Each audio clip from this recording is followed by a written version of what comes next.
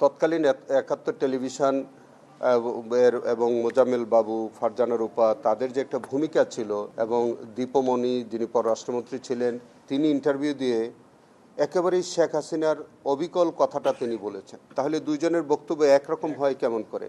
আমি গতকালকে গণভবন বিশেষ পারমিশন নিয়ে আমি সেই জুলাই স্মৃতি জাদুঘরের থেকে পরিদর্শন করে এসেছি, এবং সেখানে হেফাজতে ইসলামের যে একটা কর্নার আছে, সেখানে অনেক বিষয় তারা ওখানে তুলে নিয়ে এসছেন।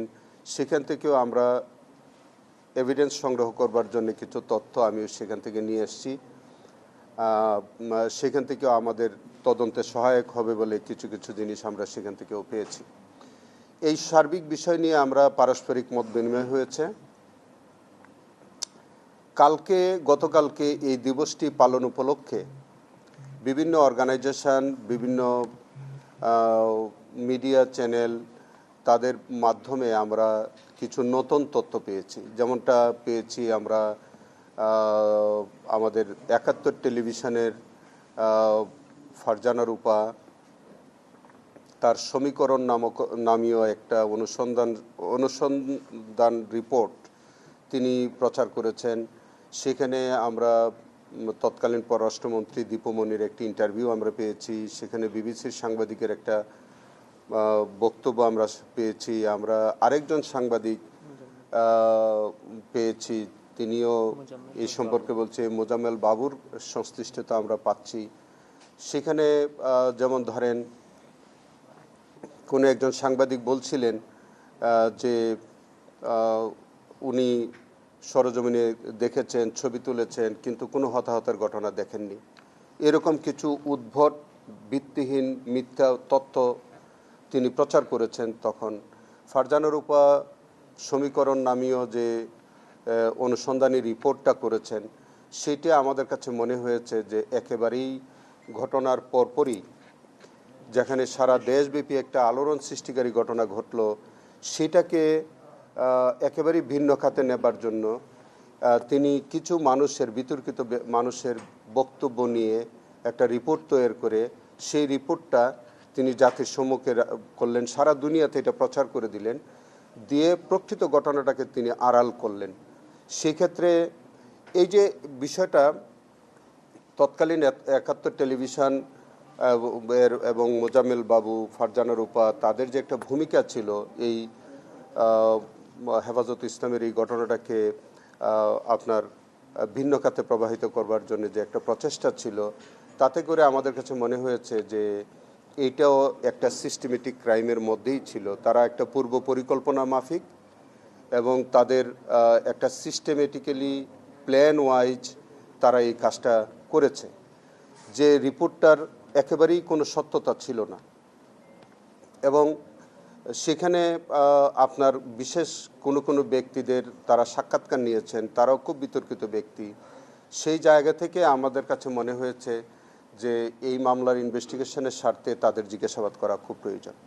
এই কারণে আজকে আমরা মোজাম্মেল বাবু, যিনি ইতিমধ্যে বোধহয় জেলে আছে, এবং দীপমণি যিনি পররাষ্ট্রমন্ত্রী ছিলেন, তিনি ইন্টারভিউ দিয়ে একেবারেই শেখ হাসিনার অবিকল কথাটা তিনি বলেছেন। তাহলে দুইজনের বক্তব্য একরকম হয় কেমন করে?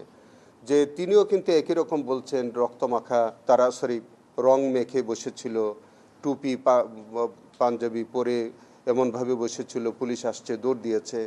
তারপরে বিদেশের সাংবাদিকদের সাথে তিনি এরকম একটা উদ্ভট ইন্টারভিউ দিয়েছেন, যেখানে একেবারেই হেফাজতের ইসলামের এই ঘটনাটাকে একেবারে ভিন্ন খাতে উনি প্রবাহিত করলেন।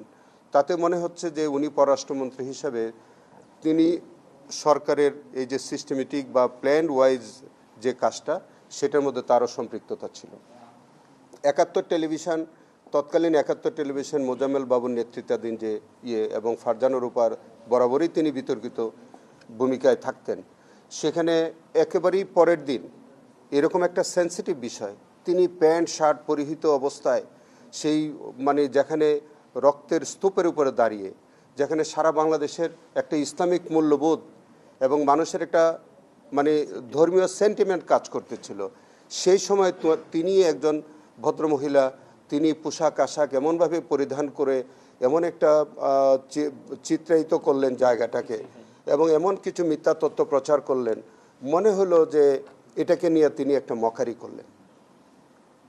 তো তার এই যে বিতর্কিত ভূমিকা এবং তিনি যেসব ব্যক্তিবর্গের সাক্ষাৎকার নিলেন, সব কিছু করলেন, তো সব কিছু মিলিয়ে আমাদের কাছে মনে হয়েছে যে এই মানুষগুলোকে, বিশেষ করে ফারজানা রূপা, মোজাম্মেল বাবু, পররাষ্ট্রমন্ত্রী দীপমণি, তারপরে আর কে একজন, এই তিনজনকে আপাতত আমরা তারা যেহেতু হেফাজতে আছে, তাদেরকে আমরা প্রোডাকশন চেয়েছি।